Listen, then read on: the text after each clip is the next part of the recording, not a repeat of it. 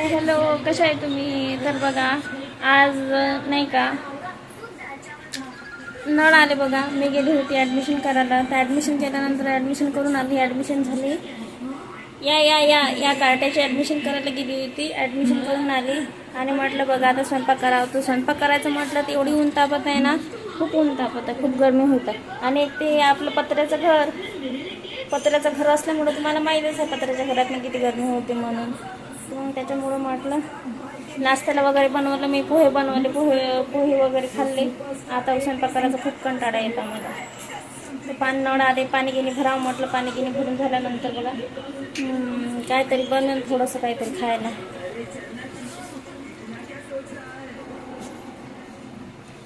आजी बिचारी बसली इथं, म्हणत असं 11 वाजून गेले तरी अजून जेवायला दिले नाही पोरीने म्हणून.